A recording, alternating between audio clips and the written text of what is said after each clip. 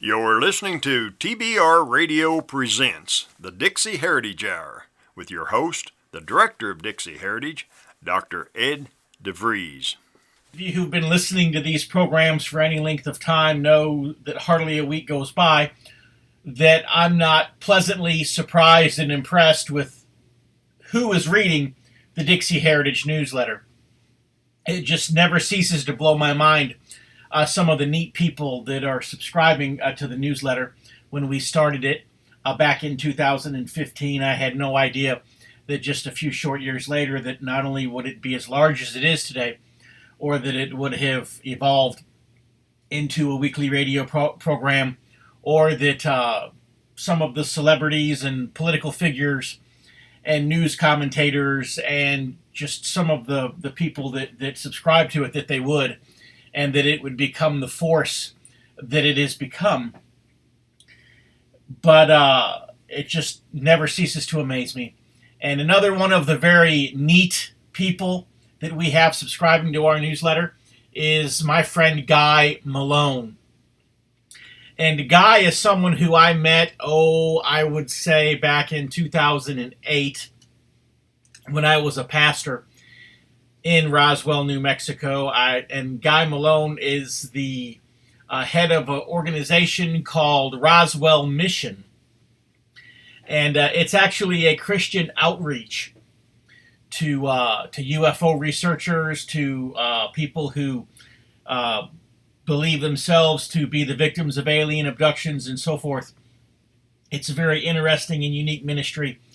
Something you would have to go to Guy's website, roswellmission.org, to find out more about.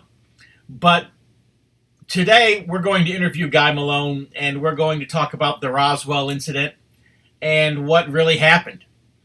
And it's probably wasn't what you would think. Guy was one of the organizers of the recent Roswell UFO Festival. He helped to put together a lot of the programs and things in that, and was recently recognized by the city of Roswell and by the local newspaper there, being front page there for the presentation that he gave at this recent UFO festival. And he talked about what really happened at Roswell. And exactly what was it that the government was covering up, because there was a government cover-up. And so that's what we're going to talk about. And it's a little different than the things we normally talk about here on TBR Radio Presents, the Dixie Heritage Hour. But I think you're really going to enjoy listening to this week's broadcast, even if you're not someone who would normally be into ufology or space aliens, science fiction, conspiracies, how whatever angle you say, well, that's not my thing. Don't tune out just yet. Keep listening, because I think as you listen to Guy Malone, and as you listen to what really happened at Roswell and what the government was really covering up, the fact, that the government had secret Nazi scientists that they had basically kidnapped toward the end of the Second World War. They were keeping them secretly in this country. Of course, we know about some of them that were working on things, and we know about them. But there were a whole bunch of others that even the President of the United States had said, don't bring them here. Don't do that. We're not going to continue those experiments. We're not going to do this. We're not going to do that. And certain rogue agencies in our government disobeyed direct orders of the President of the United States. And it go figure, like that doesn't happen in our modern day. Anyways, what happened at Roswell is totally different from the official story, and it's also totally different from a lot of the alien lore that you normally hear as well. I remember just a couple of weeks ago, I say a couple of weeks, actually it was a couple of months ago now, when we did our interview with John Schneider. I think that was back in February. It was at the time that the Alien Intrusion movie was coming into the theaters. And of course, John Schneider was the narrator in that movie. And Guy Malone was also featured in that movie. And so I had mentioned, at that time, I'd mentioned my association with Guy Malone. And so Guy was talking about these things in movie theaters across the country here just a couple of months ago.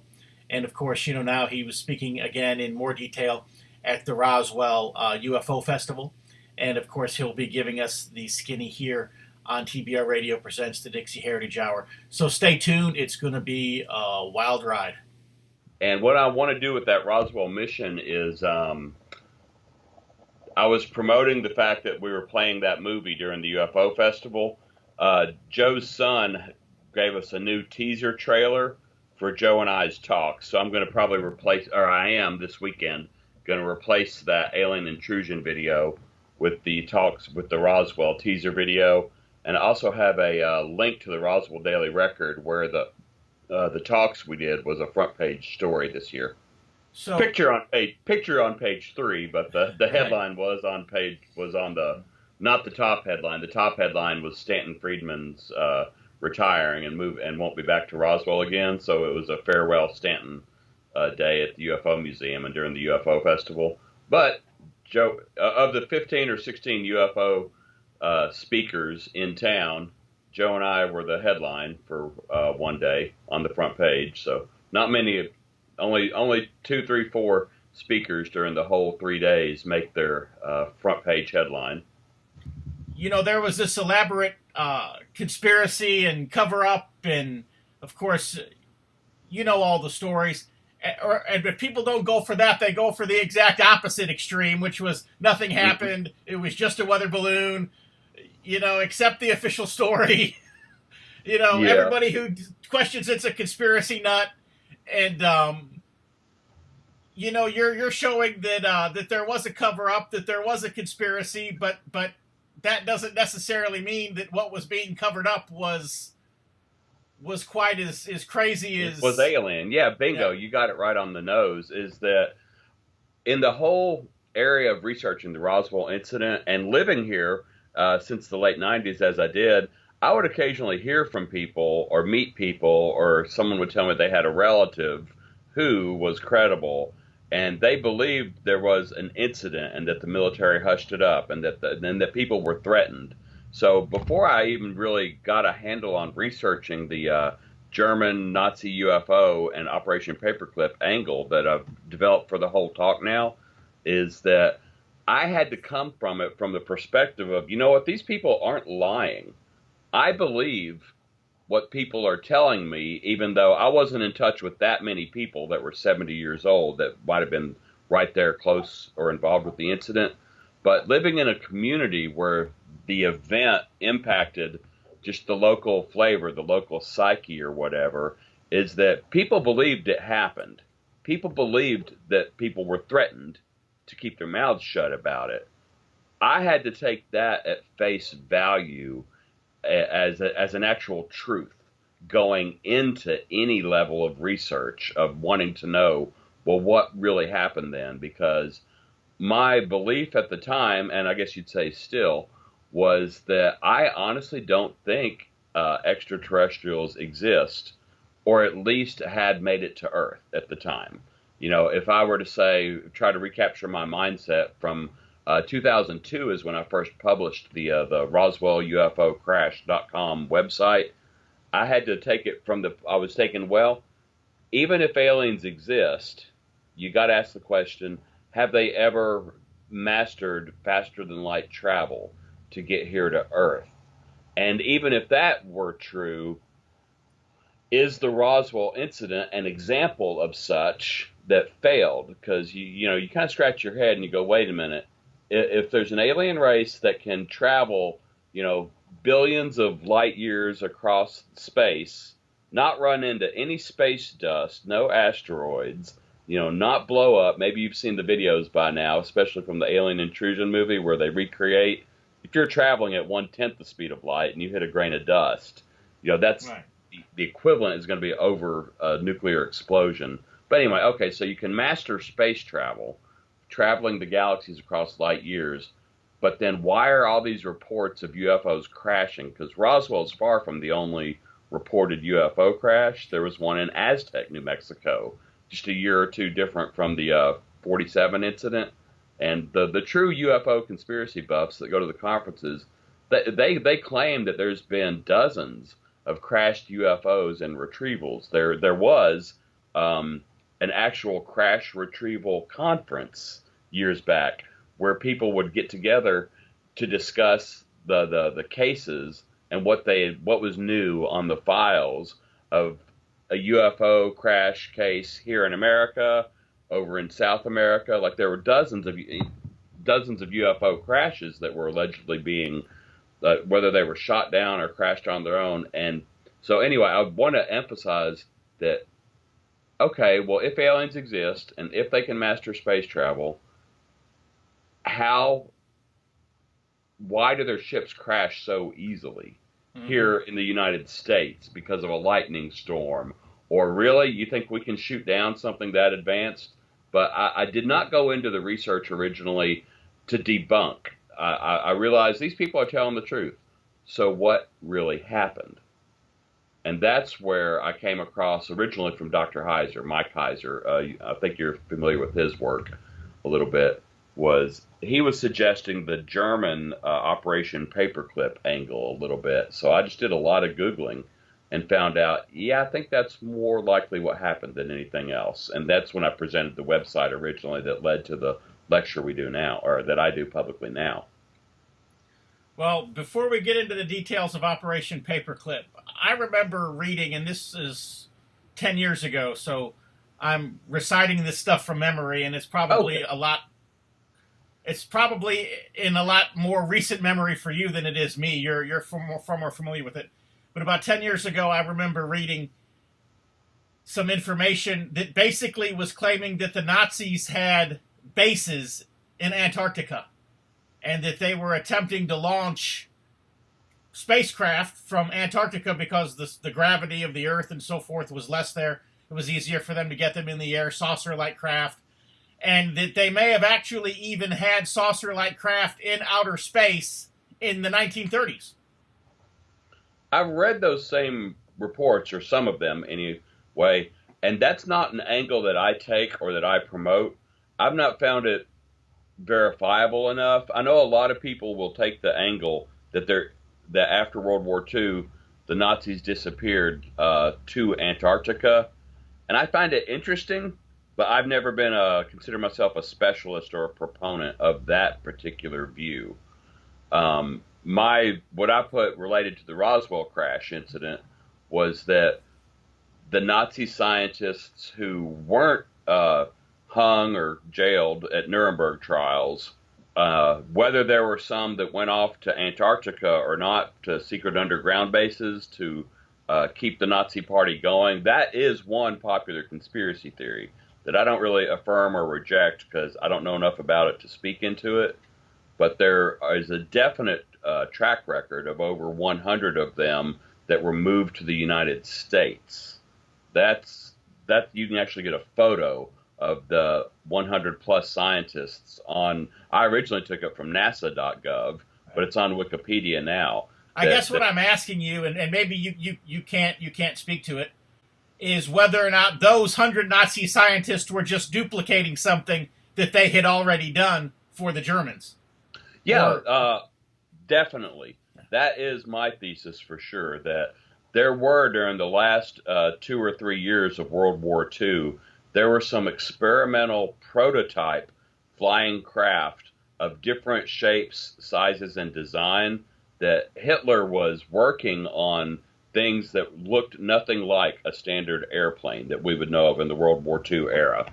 There's books like Man-Made UFOs and Hitler's Flying Saucers that people can get now that have actual photos of round flying machines and other different shapes too. The Bell is a famous one too. So yeah, you're right in that sense, that I completely believe that they were working on very different propulsion systems, very different shaped vehicles, just advanced flying machines that were going higher and faster than anything the U.S. or the Allies, Russians, Germans, Japanese had at the time. The Nazi scientists were developing these things in prototypes, but they were never in mass production, because there's a historian, a CIA historian, who wrote that had Nazi or had Hitler gotten these flying machines into mass production, the Allies would have lost the war. He had some amazing superior technology under development and in the prototype test stages They just never got them into mass production. So yeah, when World War II ended, the U.S., the Soviet Union, South America, Argentina, many different governments started stealing away these scientists from Germany to come and create those craft on their soil. And I don't know as much about what happened outside of the United States, but it is documented that some of these Nazi scientists who were creating these exotic flying craft went to Russia, some went to South America, and Joseph Farrell has a book and a couple of books in the angle of them going to South America. So, and I'm more aware of and versed in. There were over 100 of them, including Warner von Braun. That's a name a lot of people. I'm 49 years old. A lot of people older than me will know Warner von Braun's name very well. He was on the Apollo moon project. But we imported over 100 Nazi scientists to the United States and kept them in basically secret underground labs, but whether they were underground or not. Dayton, Ohio, White Sands, New Mexico, and Fort Bliss in El Paso, Texas is where they were mostly divided up and working out of. But the fact that they were here was covered up. That was not declassified for decades later. But yeah, American for sure, or American bases were employing and housing Nazi scientists with experience on building wildly exotic experimental aircraft.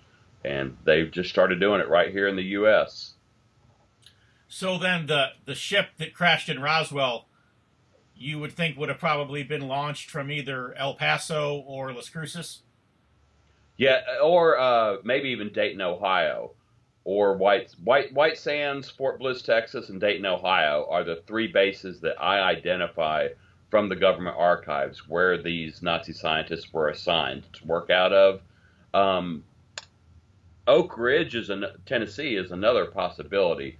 But yeah, my hypothesis is that it was a local U.S. built and launched experimental craft, just like the one that Kenneth Arnold saw a couple months before the Roswell crash happened. Are you familiar with his name, the pilot Ken Arnold? No, sir.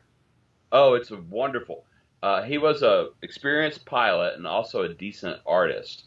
The actual phrase "flying saucer," people don't really get this, is that Mount Rainier, Washington State, the pilot Kenneth Arnold reported some really strange flying craft that he witnessed from not too much of a distance.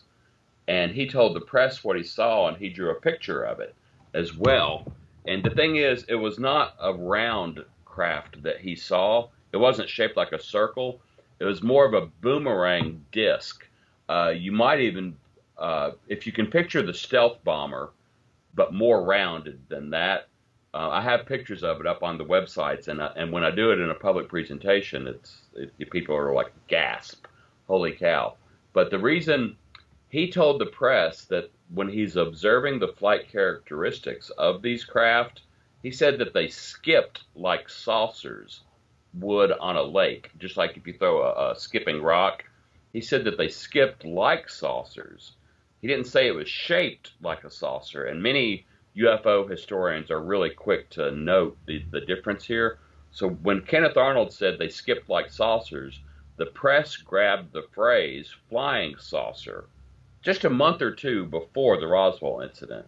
The phrase flying saucer was in the news now. It was in the American psyche. It was all over. It was a buzzword in the media. What are these saucers flying around? But the phrase flying saucer was actually misleading because Kenneth Arnold actually drew the shape of his craft, what he witnessed, that it was more of a manta or a boomerang shape, just a flying wing, honestly. That's a flying wing. Think of a hang glider that's ultra deluxe. Beyond that, a hang glider with motors on it now. And that's what he said. He said he drew the picture. He said it skipped like a saucer. The press got a hold of the phrase flying saucer. So then when just 2 months later, when the Roswell incident happened, the headline read that a flying saucer was captured. And then the drawings from those witnesses compared to what Kenneth Arnold saw and then what I do with the PowerPoints and the photographs from the 1940s is when you compare what the Germans were working on in 1943, in 1944, in 1945 in Nazi Germany, it is exactly the same style and body of craft as Kenneth Arnold reported in 1947, and as many of the Roswell witnesses who allegedly cleaned up the wreckage drew for the researchers decades later in books. The connection between the craft that crashed at Roswell, if you believe the witnesses who drew pictures for the researchers, and if you compare that to the drawings and the photographs from Nazi Germany, it's a shoo-in when you actually see it live. It's harder to do audio, radio interview like this, but it's almost the exact same craft, just a year or two different technology. And when you see it in person, it's kind of a slam dunk. Oh, okay. Well, the craft that Kenneth Arnold saw was obviously a German design. It was called the Horton Ho, was the craft that was most popular then, and there's Wikipedia and U.S. documents of us actually importing the prototype, the Horton Ho, from Germany into the United States. There's actually a picture of one from Wikipedia that I present as part of the lecture. You're like, oh, okay, mystery solved when you put them all Let's together. Hear for a brief word from our sponsor, the Barnes Review, and when we come back, we'll be once again with our guest, Guy Malone, and we'll be talking about the alien bodies that were recovered from the crash site at Roswell. Were they actually human beings that were being experimented on by evil Nazi scientists who were being held against their will by our own government? If you love listening to the Dixie Heritage Hour, then I know that you'll love reading the Barnes Review. The Barnes Review is one of my favorite magazines. I began reading the Barnes Review long before they became a sponsor here on the program. In the Barnes Review, you will read vignettes of man, from the prehistoric to the very recent, from forgotten races and civilizations to first-person accounts of World War II and the late Cold War. There's just not a more interesting magazine published today, nor a more significant and important subject than real history. So if you'll visit www.barnesreview.org, that's www.barnesreview.org, you can find out how you too can become a subscriber to the Barnes Review. You can subscribe to receive the Barnes Review by mail, or you can subscribe to receive the Barnes Review electronically in PDF editions. Or you can subscribe to receive both. That's what I do. So visit www.barnesreview.org and subscribe to the Barnes Review. How do you explain the alien bodies that were found in the spacecraft? I don't explain alien bodies, for starters. If there were bodies, the thing is that this is a mythology that has spun for decades, with many so-called witnesses chiming in decades later after the actual incident. If you get back to the original reports of the Roswell craft, there may or may not have been any bodies in it. Some people never report it, but let's say 1 to 3 bodies are reported. It's a kind of a horrible turn that I have to introduce a topic for people, that the United States has a horrible, hidden but publicly available to find now record of human experimentation on individuals. Some of the most documented works are on our prisoners of war, Mongoloids, Japanese people that were messed up in radiation experiments. The U.S. experimented on our own people. But when I decided, I told you, I came at this from the angle, these reports are true. The witnesses are not lying. You might know the story related to Roswell is the mortician Glenn Dennis, who lived in Roswell, and he's one of the founders of the UFO Museum originally in the 90s. He said that the military called him for child-sized caskets. They wanted not adult-sized caskets, so that's where the alien, a lot of the stories come from, that they were short little beings. And somehow or other, I was pretty aware of the fact that there was human experimentation going on in the United States when I was writing this article in 2002 originally. And it's a horrible thing to imagine But I decided, well, okay, let's say they're true, but if they are or aren't alien is the question now. So I just had to say, well, I've kind of sold myself that the craft has a terrestrial explanation. If you believe the witnesses that the craft really did crash and that the government really did come in and clean it up, and the government really did tell people to keep quiet about it, I had sold myself on the hypothesis already. Well, there's these Nazis that the president forbid be brought onto United States soil, but the group, the joint that would become known as the CIA, they did it anyway against the president's orders and hid them away in secret bases so that they could continue building these craft. So to me. So then this was the CIA and not the Defense Department that was doing these things. Correct. It was a Joint Intelligence Officers Association or something like that. I forget the acronym, JOIA, something like that. It's documented on the website. When I do the presentation, I have it in front of me. But it is the group that became the CIA eventually. You're right, not the Defense Department that had all these Nazi scientists working for us. You know, Black Ops in the 40s, crazy thing. Yeah. And they were going against the president's orders on some of these Nazis that they brought in, because they're people that should have been hung at Nuremberg for human experimentation experiments, for crimes against humanity. But we brought them in anyway and literally continued the experiments. I document on the site that from the archives that the U.S. was experimenting on humans in the United States, American citizens, without their consent. And it wasn't until John Glenn, former astronaut, former senator, in the 90s, went before Congress, and he got a bill passed that prohibited human experimentation without informed consent.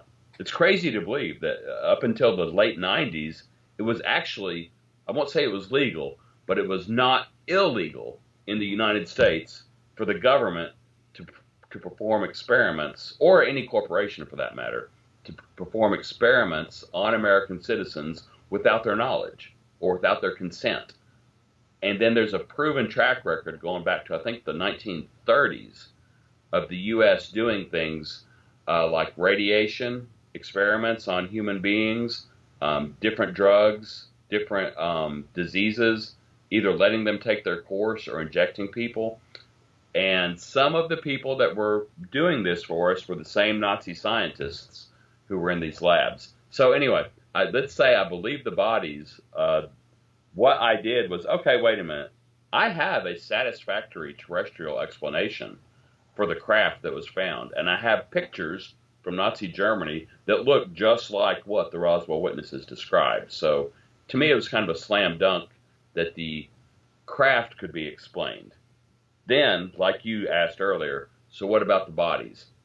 With that knowledge behind me, I just, out of the blue, this was I typed into Google, symptoms, bald head, large eyes.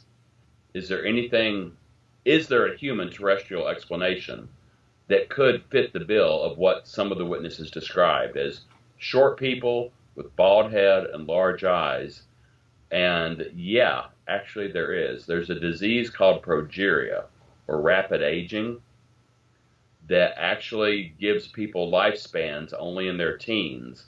But all of the medical documents, Wikipedia, everywhere you go, describes progeria victims. And then there's pictures that are actually hard to look at of human beings, but they're in their teens. They're age 10 to 14. Kids with little spindly bodies, with very large, disproportionately large heads and large eyes, and they're bald. And I'm like, oh no, that's sickening. And then between myself and then another researcher, Nick Redfern, there's actually a paper trail documenting the government's use out of the Oak Ridge National Laboratory in Tennessee. That's why I threw that in earlier. And Fort Stanton, New Mexico, of doing human experimentation on both prisoners of war, Japanese radiation victims, and American citizens with dwarfism, gargoylism, progeria, rapid aging. There's a list of like over a dozen diagnoses of people, and like 30 or 40 of them were under the age of 15, according to the documentation from the Clinton National Laboratories that Nick Redfern pulled out in his book, Body Snatchers in the Desert. He published that a couple years after I put out my site, RoswellUFOcrash.com. And it was sickening. It was heart-wrenching, actually, to realize. But yes, the government has experimented on people. Yes, the government did use unfortunates like progeria victims, mongoloids, dwarfism, gargoylism. These are diseases that people are just kind of put away from society, especially when you go back 50, 60, 70 years ago. You talk about, people could just have mental problems and they'd get locked away in an asylum and you would never hear of them again. Families with money would put would get rid of their deformed or their mentally deficient children. And in many cases, the government, I'm not hypothesizing here.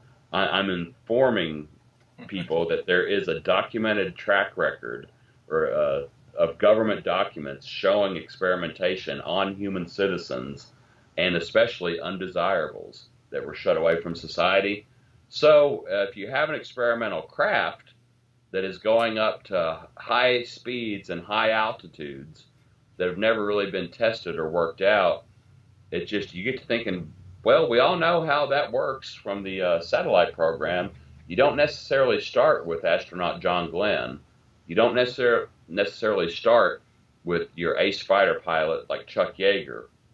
You start with dogs and monkeys and you work your way up. You find out what the effects of speed and radiation and altitude are going to be on organic biological material. So you start with one class and you move your way up. And yeah, there is it's depressing, it's dark, but there is a paper trail that's not hard to uncover these days because it's declassified, of human experimentation. And unfortunately, the exact types of people that our government was specifically experimenting on in the 1940s and letting our imported Nazis do a lot of the dirty work is children whose physical description matches the physical description of the bodies that some people say was found at Roswell. That's just mind-blowing. But the thing is we've come to the point now where so many things have been discovered, at least in the last 10 years or so, or at least in my lifetime, that the things that should shock us and we should say, well, that can't possibly be true, they don't shock us anymore. You're right. We are desensitized. And even in the 40s, the way I put it to people to kind of soften the shock of what the research uncovers was really true is that according to all the documentation that existed, I try to get people inside the heads of people in the 1940s. We had just won World War II. We were the undisputed world champion superpower. We were the good guys now. We defeated Hitler. But what we know for certain is that the Cold War that started, many other countries were stealing away these German Nazi scientists to their own borders, including Russia, in order to develop technology for what would become the Cold War, the space race, etc., is that our enemies, so to speak, or at least let's just say other nations, were developing these craft, using these scientists, experimenting on humans in the name of science to advance those individual countries' weaponry and military and stuff like that. So if we didn't do the same, would we soon become a third world country ourselves? Could the commies come over here and wipe us off the map because they were developing better technology, even though the means, it's a question of does the ends justify the means? The Russians, the Japanese, the South Americans, they were continuing high altitude experiments on human beings. on prisoners of war, on deformed children, et cetera, et cetera. If we didn't do the same, would we have gotten behind in this race? And would America be what we believe it is today? I really think, I mean, it's a tough call. It's a horribly hard decision to make. I can't judge it and say that what Operation Paperclip did and what the United States was doing in the 40s and 50s was right. But if your only job is to defend your position as the world champion superpower on the planet, yeah, it's quite easy to see why they made the decisions they did. Horrendous as it is. It's a 1940s version of you can't handle the truth. Right. So did these things just not work? Because if you look at the rockets that ultimately ended up being built, they're not anything like these experimental Nazi craft or anything like what crashed in Roswell. So did those type of craft simply not work, or did the Nazi scientists specifically sabotage the attempts in this country because they didn't want anyone else to have what they had already developed somewhere else? Or I think it's a case of a lot of them didn't work, actually. They would build. There's two that were popular. I think you know them from the site. The Horton Ho and the Lippisch P, I think 136 or 138. Those were nicely done craft that were kind of like wings. They were kind of like gliders, but then they were able to attach engines or motors to them. And part of the process that I had to document is that a lot of people have said in the UFO realm that what the United States calls our stealth bomber was back engineered from the Roswell crash. But I use a couple of newspaper articles, online magazines, that actually document that the German design, Horton Ho and Lippisch P-13, as were imported by the Americans and developed, actually became the stealth bomber. Is that there's a literal newspaper articles that describe these 1940s designed vehicles as the precursor to the stealth bomber or the first stealth bombers. So you add a few decades, you go from the 1940s to the 1970s, I think is when the stealth bomber, your question being, did these things not work? Some of them did, some of them didn't. They were all experimental. The stealth bomber is an example of a successful craft that the United States was using that came out of the 1940s German Nazi era scientists' work for us here in the United States. And I'll also say that the stealth bomber is the one that you and I and people listening to you right now know of. Whether there's 1 or 2 or 10 new different or other type of craft that were successful, that were developed in the 60s, 70s, 80s, 90s, last year, that you and I don't know of, is anybody's guess, you know? so you had also mentioned that the metal, the mystery metal, the tinfoil, like metal at the Roswell crash, that could magically be wadded up or changed its shape, and then it just goes back to its original form. Yeah, you're part of the mystery, so to speak, of what really happened at Roswell is Jesse Marcel was the Army Air Base person. He went out and recovered the craft. He was involved in the early, let's go check out the reconnaissance. And what he reported was what became known as mystery metal that did kind of what you said. I don't know if you could like wad it up like into a ball of tinfoil. That may be a picture people might get from their brain, in their mind, from what you said or from what some of the reports are. I don't think it was wadded up like a piece of paper in your hand and then regained its flat shape. But there was a mystery metal that when bent or crumpled would eventually retain its shape, is what the stories are. You would do something with it and it would come back. So when people say, well, heck, I've never seen anything like that before, that must be alien or that must be from outer space. Well, I actually commend that line of thinking in a sense for thinking outside the box. Because you got 3 pieces of information here now that are very unique to the Roswell case. Is that there's this craft that's never been seen before. And then there's these bodies that don't look like anything I've ever seen before. And there's this metal that has apparently unearthly properties. Therefore, all of this must be from outer space.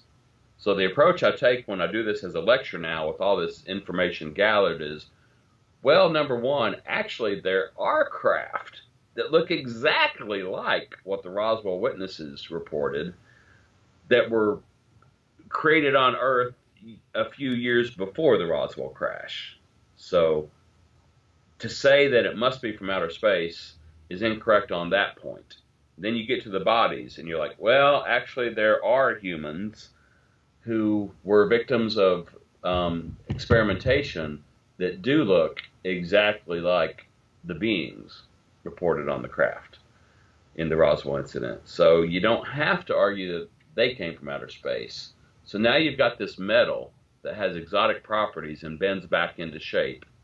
Google again, and you discover there's this thing called nitinol or nitinol, N-I-T, with I-N-O-L, that doing the research, it wasn't known under the name nitinol until the 60s, so it's hard to backpedal, but you do find a paper trail going back to 1932 of something called memory metal that, yes, can be bent, can be crumpled, and it does retain its shape. One of the videos I play, and it goes back to 1932, and oddly enough, the Oak Ridge Institute and the Battelle, I think Battelle Air Force, something or other, they are the two institutions in America that were supposed to have all the paperwork relating to this, the development of the memory metal, and all the files from both those areas disappeared after the Roswell crash. And also again in the 90s or 2000s, a reporter, Billy Cox in Florida, discovered this, that when he tried to research the history of nitinol and memory metal, the U.S. institutions that should have the record of them, all the files had disappeared, remarkably enough. So actually, unfortunately, if you're a fan of the alien hypothesis, but it's not impossible now. It's not difficult. I mean, I don't travel to Washington, D.C., knock on the door of the Pentagon and ask to see the files. I'm not that kind of researcher. For what I was doing in 2002 to put out this theory on the Roswell crash, I was using Google. And I was able to find, in 2002, using Google, what people in 1947 in the military weren't aware of. That 15 years before the Roswell incident occurred, a thing called memory metal was discovered that retained its original shape. And behind closed doors and in laboratories that you and I would never had access to, memory metal was being developed by the United States. And the very people that developed the memory metal, or that were in charge of some of it, were in Dayton, Ohio. Holy cow. If you know your Roswell lore. So that's where all the crash material was taken to. Bam, yeah. Oh, okay, so you develop this paper trail and you see, oh, okay, so you got the Nazi scientists in Dayton, Ohio. You've got the memory metal, the people in charge of the memory metal in Dayton, Ohio. And then when the Roswell incident happened in 1947, this General Craigie, who was stationed in Dayton, Ohio, came to Roswell immediately. And then the ship, or the wreckage from the ship of 1947, public record, everybody knows it, everybody in Roswell, every Roswell researcher that writes books will tell you, the Roswell wreckage was shipped to Dayton, Ohio, after it left Roswell in Texas. It's just a simple case of these guys wanted their metal back, is what it appears to be. They wanted their top secret memory metal back before the regular military or the press got a hold of it. Bodies and human experimentation, you can put that off into the more almost theoretical, speculative category if you want to. But now there's a paper trail of the people that were in charge of the memory metal came from Dayton, Ohio, and took it back from the Roswell incident after the ship crash was reported in Roswell and the press got a hold of that news. So anyway, maybe it's harder to visualize, or maybe it's harder to complete the case, but over an audio interview. But when I add a ton of photographs and PowerPoints just to the stuff we've been talking about now, it's kind of a slam dunk. Whenever I presented this in Roswell, like I did it, I created the website in 2002 based on a tip or a couple things Mike Heiser had said about Operation Paperclip in his 2000 book, The Facade. And then in 2005, actually, I emailed another researcher, Nick Redfern, with the earliest version of my webpage. I also emailed the UFO Museum here in Roswell, and they didn't respond. But Nick Redfern got back to me, and he said that he was looking into man-made explanations of the Roswell craft as well. He published a book in 2005 called Body Snatchers in the Desert, The Horrible Truth of the Roswell Incident, where he actually has a whole chapter on progeria and the human experimentation. And he is really good at digging up government documents. He does the work of submitting Freedom of Information Act requests. So he was able to document in his book a lot of the experimentation and actually tie child-sized deformed bodies to Oak Ridge National Laboratory and to Fort Stanton, New Mexico, which is, as you probably know, barely a stone's throw from Roswell. Of all the programs we've done here on TBR Radio Presents, the Dixie Heritage Hour, this one's just mind-blowing. But we do have to pause here, and we have a word from our sponsor, the American Free Press, and then we'll be back with our guest, Guy Malone. If you're like me, and I'll bet you are because you're listening to the Dixie Heritage Hour, you like to be on the cutting edge of honest news and accurate information. You like to hear about the latest financial trends and to know what's happening around the world and right here in the United States, the things that can directly impact you, your life, and the life of your family. And if you're like me, you do not rely on the mainstream media to obtain this information because, frankly, you know that you just can't trust them. Fortunately, there is an alternative news outlet with a long-established track record for honesty and integrity, and that is the American Free Press. AFP is the preeminent alternative independent news source for honest, hard-working, truth-loving Americans. AFP is the antithesis of the controlled, lamestream media. AFP is employee-owned and has been so since its founding. Because of that, AFP never has and never will allow advertisers or special interests or big money to dictate what appears in the pages of the American Free Press newspaper. 26 times a year, the American Free Press newspaper can be delivered to your door, packed with the kind of uncensored news that I know you're going to appreciate. AFP covers the stories and tells the truth that the lamestream media is frankly scared to touch, and AFP offers real, on-the-scene reporting and commentary, the likes of which you will never see in the Washington Post, the New York Times, ABC, NBC, CBS, CNN, or just about any other lamestream news source that you can think of. That's right, there's only one national populist news weekly staffed by an unsurpassed team of veteran investigative journalists who will dare to rip the veil off of many of the major news stories that are being censored and suppressed by the big money controlled media monopoly. And that's the American Free Press. AFP publishes exciting, in-depth, uncensored news and information that's grassroots and patriotic, information that Americans need to know in order to combat the growing police state. AFP stands firmly against the New World Order and against those who are working to establish a global plantation under the rule of a powerful few. In short, AFP is your voice. If you have any doubt why they want to silence AFP, you must be relying on the lamestream media for your news, and folks, that's a big mistake. If you're ever dissatisfied with your subscription to the American Free Press, their guarantee is that you just drop them an email and they will gladly refund the unused portion of your subscription. So what are you waiting for? Visit www.americanfreepress.net. Once again, www.americanfreepress.net. And find out about the American Free Press. Do it today. The first time I got an opportunity to present this lecture all in one shot publicly was 2010, and I did it twice in Roswell.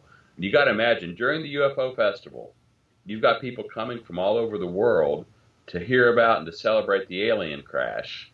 And you get up in front of two rooms full of people on 2 different days, and you present an alternate view that proves, more or less, that it was man-made, and I didn't get lynched. And I got paid by the city $400 for being one of the speakers in their very public UFO Festival conference with a lot of other pro-alien researchers who were on the same stage later that day. The point is, if you're going to do something like that during the UFO Festival when fans are coming from all around the world, you better be able to document what you're saying really well and really convincingly. And what I heard from walking out of it was like, I talked to Joe Jordan a little later that day. He was in the room when I first did the talk. And I was like, hey, you know what? I really think, people didn't boo me. They didn't, nobody in the audience rebutted, well, yeah, but you forgot about this, or you left this out of your theory. And therefore, that blows your whole theory, out of the water. None of that happened. And I remember saying to Joe, you know what, I think about 3/4 of the people were convinced that my view is correct. And he was just like, dude, I was standing at the door watching people walk out for 20 minutes after your talk. He was like, home run, dude. You're way more than 90%. From the chatter, from the conversations he heard about people, he was just standing by the door listening to what people said when they walked out. He was like, it's over 90%. I'm like, wow. He told me that like half hour after the event, after the lecture was over. So, and I've continued to do the same talk here in Roswell a couple times now. Last year, at our, there was an event we called Challenges to the Extraterrestrial Hypothesis, where we had 6 speakers, including myself and Joe Jordan, that were giving alternate views of just UFOs in general. In my case, and Nick Redfern was there, we did our views on the Roswell crash. And our presentation, it was front page news last year with a nice photo of myself and a nice photo of Nick Redfern. And then this year, I represented it again to a much smaller crowd because it was the same talk as last year. And actually, Stanton Friedman was speaking the same time as I was, so I was surprised anybody showed up. But a reporter from the Roswell Daily Record did show up and listened to my talk with PowerPoints for over an hour of laying all this stuff out, and she did an excellent job reporting it in the paper. So, that kind of critical review, like I said, if you're going to present this during the UFO Festival, you better be real sure of your facts and able to make a real convincing case. And again, the fact that I never got lynched or booed, and that the newspaper actually covered it and gave it coverage in the newspaper, it all adds up to a very credible review that what I've been saying for a good 15 years now, here's the proof that the Roswell crash was man-made.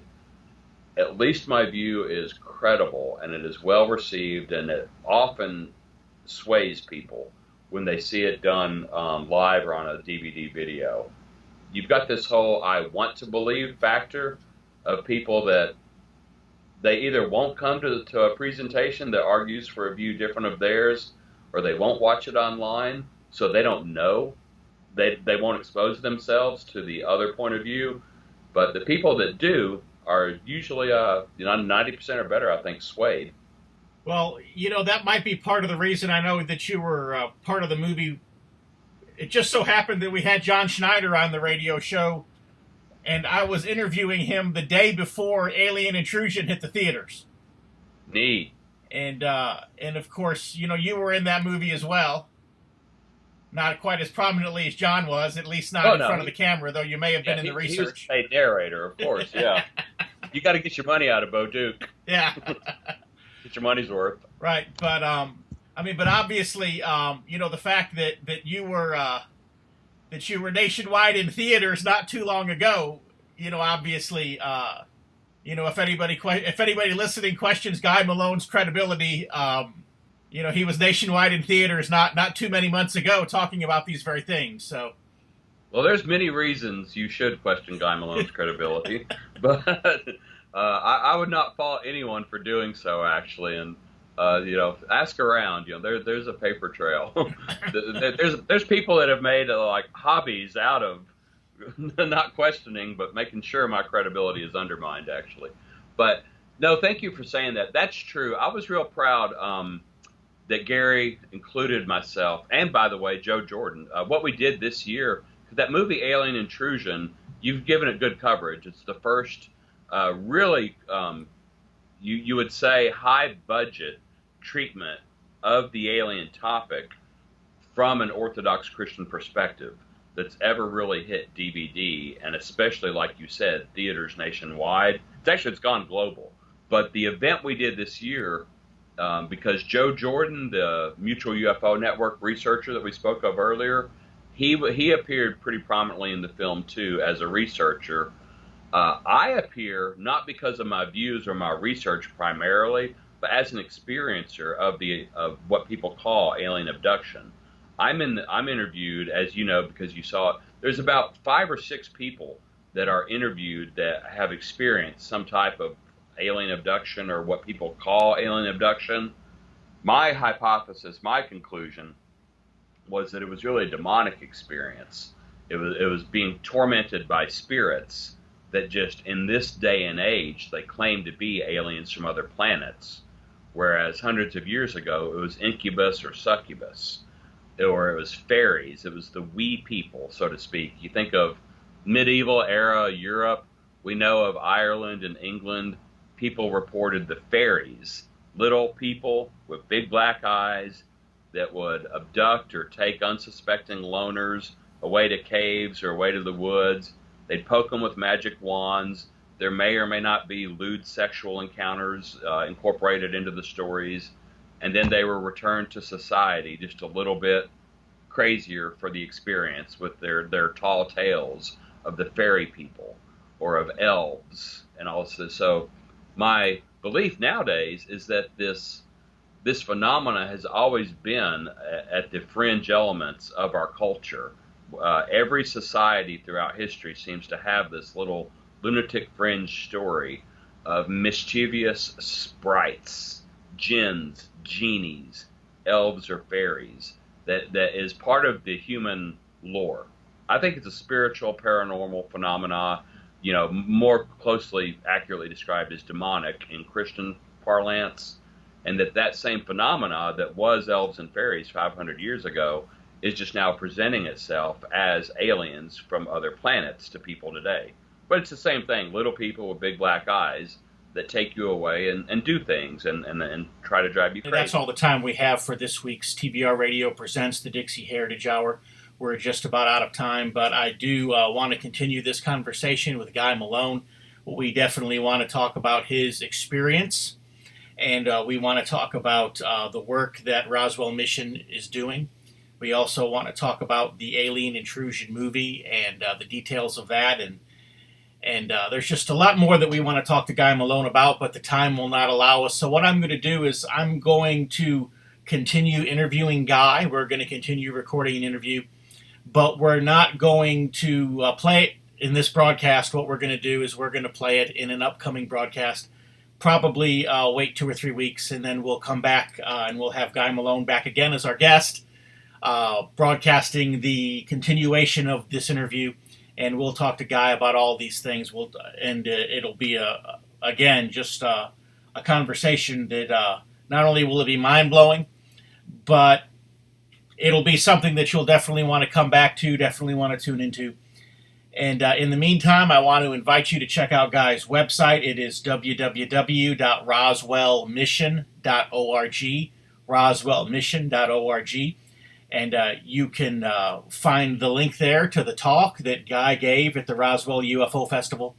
And you'll also be able to see the archives of some of the work that Guy has been putting online for the last 15 years.